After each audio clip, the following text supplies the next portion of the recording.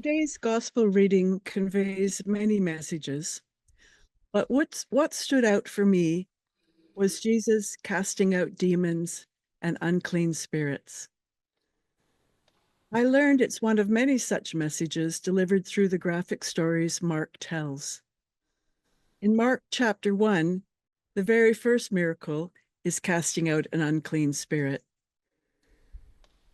While today's reading mentions sickness, these miracles also involve disabilities. In Mark 2, Jesus healed physical disability, the paralyzed man lowered on a bed through the roof, whose mobility was restored. Mark 5, the chapter right before today's reading, tells a story about madness. A wild man who'd been put in chains and irons had broken out with superhuman strength, living among dead bodies and cutting himself with stones. It's about exorcism. After Jesus commanded the evil spirits to leave the man, they entered 2,000 pigs that ran amok and drowned in the sea. Mark 9 is about epilepsy. A boy falling to the ground, foaming at the mouth, gnashing his teeth, becoming rigid and convulsing, like me. Jesus challenges doubt, heals that boy, and says everything is possible to those who believe. Norman Kuntz, my friend and colleague, is also Lee Creel's brother. Cerebral palsy affects Norm's speech and mobility. Norm got me thinking about the healing gospel stories many years ago when he asked, why did Jesus dislike disabled people? Why was he always healing us? In biblical times, the disability-related accommodations we know were unavailable. So the only way to help people affected might seem to be to remove the disability. It would have been very hard for people to understand disability in those days, and whatever was not understood was thought to be the work of demons or evil spirits. So maybe they thought the best, most available response to illness and disability was exorcism. I can't begin to understand the biblical context for these stories. However, I'm concerned about the harm they keep doing. I've found many references where these Bible stories equate illness and disability with sins of the person or their parents. Some commentators have said that Jesus did not blame those affected by disability and illness. But in Mark chapter 2, Jesus says both get up and walk and your sins are forgiven. Mark Arnold calls himself the additional needs blog father, sharing his theological reflections as dad to James, a 21-year-old autistic young man who also experiences epilepsy, learning disabilities, and anxiety. Arnold wrote that Mark 9, quote, is a passage that is often also used today incorrectly to rebuke parents of children with additional needs for their perceived lack of faith. He says it's a common perception, quote, that if parents had more faith, their child would be healed, comparing parents with the father of the boy in that story. He says, quote, Jesus here, though, shows us that healing depends on the power and will of God, not the extent of our faith. Experts say Mark told these stories to assert the power of Jesus. Twice in today's reading, these miracles were called deeds of power. Jesus was said to give his disciples authority over the evil spirits. So if people believe healing is within divine power and subject to divine will, what do they think the persistence of illness and disability says about God? I found an essay that traces attitudes and approaches to disability in major world religions throughout history. Its author, Matthew J. Shuelka, has been a teacher at all levels of education in many parts of the world and is now a researcher at the Institute on Community Integration at the University of Minnesota. He starts by pondering human diversity and how we've learned to deal with it, both through sacred religious texts themselves and by how humans have interpreted them. He defines disability as, quote, any deviation from cultural depictions of humanness. It's not just about physical or cognitive differences, but also how we respond to them, identifying some people as others. Let's keep in mind that one of the definitions of normal is free from physical or mental impairment or dysfunction. Schwelke says the, quote, cult of normalcy creates an artificial paradigm of humanity into which some of us fit neatly and others fit very badly. Ancient societies provided for people who became disabled. However, Schwelke says, quote, being born with a physical disability was commonly viewed as having displeased the gods in some manner. Infanticide was a widespread phenomenon, but it was limited to immediately recognizable congenital physical disabilities. Schwelke says the Old Testament portrays disability as, quote, both a punishment meted out by God and a reminder for charitable obligation and compassion in society. In Leviticus, God gave Moses a long list of physical disabilities and diseases called blemishes and told him people affected shall not go through the veil or approach the altar and may not profane my sanctuaries. Schwelke says the stories of healing in the New Testament relate the idea that people have disabilities to show the power of God. Jesus welcomed disabled people inside the temple to heal them. While disability was seen, quote, as an opportunity to show God's grace, it also established a dynamic wherein sickness and disability necessitated a cure. Still, Schwelke says that the prevailing narrative of Jesus curing persons with disabilities was that sin caused disability. Schwelke wrote that, quote, during the Middle Ages, disability became less about God's wrath and more about the inhabitation of the devil. This changes disability from being conceptualized as a lifelong curse enacted by God to being an opportunity for exorcism, miracle, cure, and observance of God's compassion. Schwelke says, believing that disability can be miraculously cured or alleviated establishes the person with a disability as a vehicle for another person's act of kindness and a responsibility of charity. In other words, he says, it dehumanizes the individual into an object of burden. He says, encounters between the protagonist Jesus and a person with a disability become medicine shows. In such scenes, disabled characters appear as but stage props in the constituting of humanism. Schwelke wrote that Martin Luther saw that, quote, persons with disabilities had full human value and that hearing impairments and blindness were not barriers to becoming Christian.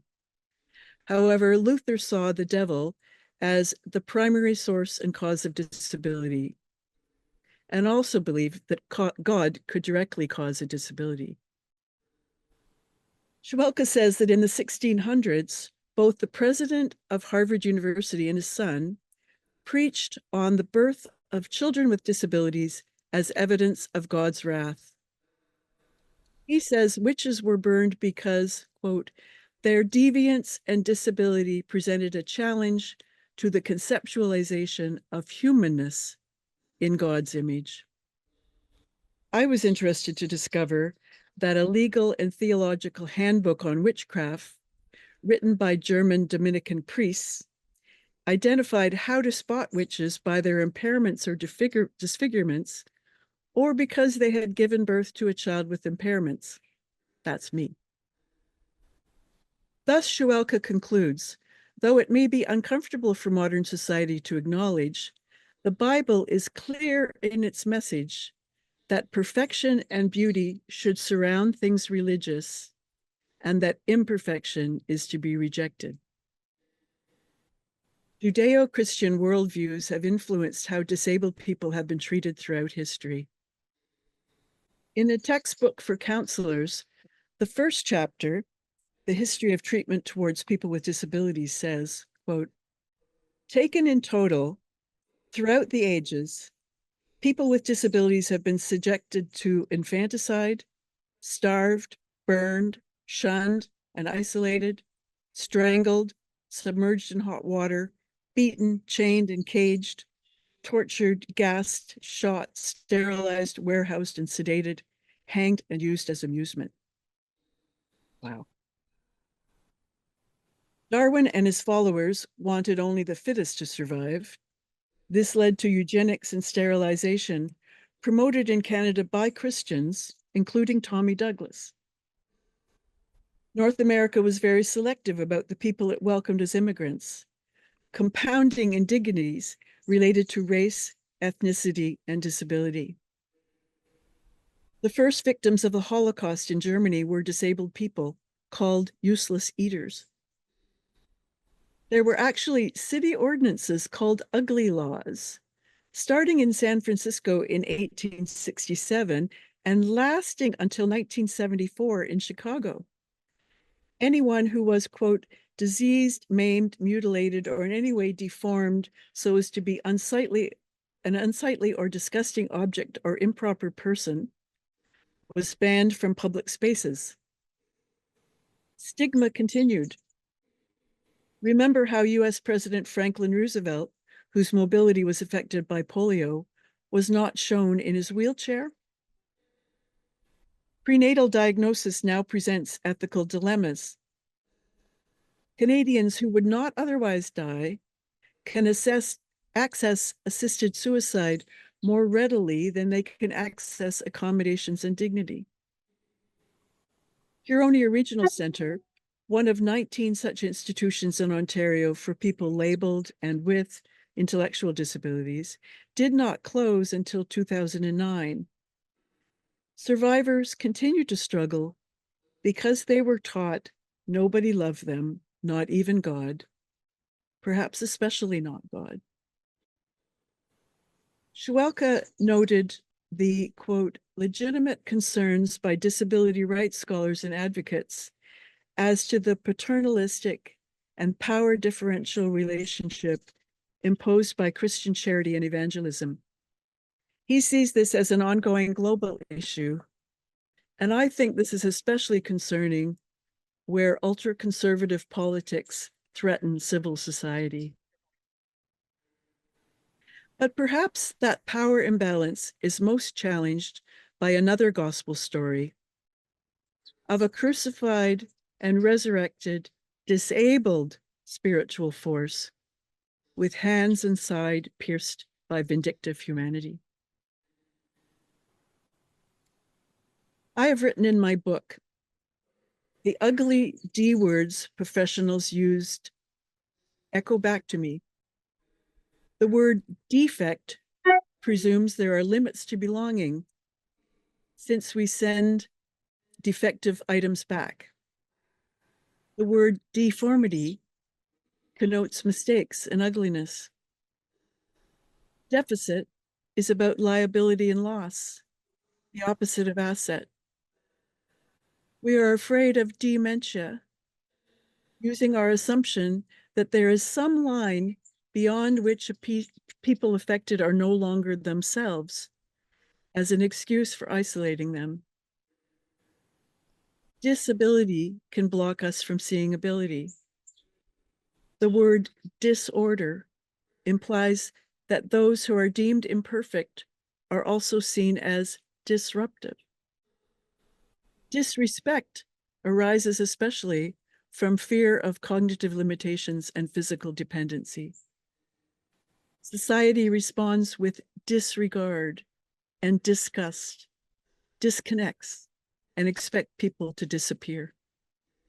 These are not just words, they're abuse. When we see diversity not as a mistake, but as part of nature's universal design, we're more likely to overturn stigma and make everyone welcome. Shouldn't we change the world intentionally, universally, to welcome everyone? Celebrate other joyous words: diversity, divine, and design. What makes me hopeful about change is that finally the voices and opinions of disabled people are being heard, often through assistive communication technology, now readily available as an iPad app. They don't see disability as a medical condition.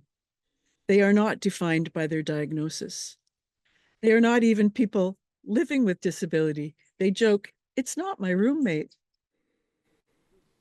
The problem is not within them, but because they have been impeded, disrespected, and harmed by ableist society and also by religious traditions.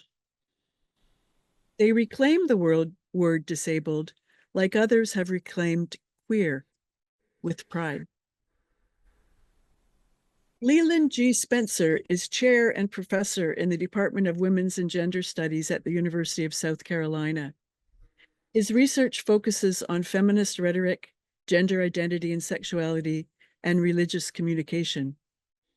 Like Norm Kuntz, his gait, balance, and leg strength are affected by cerebral palsy, differences he calls mundane, but which he says are noticed and judged by others.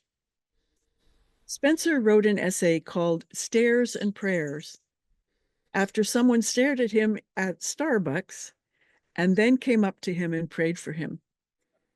He says that person asked God to strengthen my legs and back, to free me from pain, that I felt no particular pain that day or many days mattered not.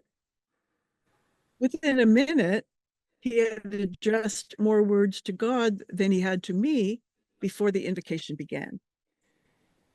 Spencer concludes, "It turns out I do need prayers for healing, but not from brain damage, and not prayers that treat God like a vending machine who dispenses outcomes when people insert the proper words in the appropriate form at the opportune moment. Instead, I pray for opportunities to participate with God in co-creating a world free from harm, including the kind of pain I feel when strangers reduce my whole being to my disability.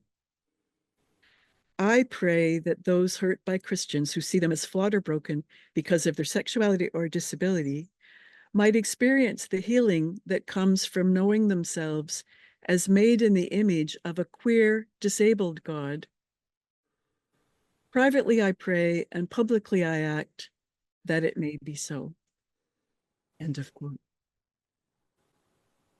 Mark chapter 5 says that Jesus' exorcism caused evil spirits to leave a man and craze 2,000 pigs. Can you believe that?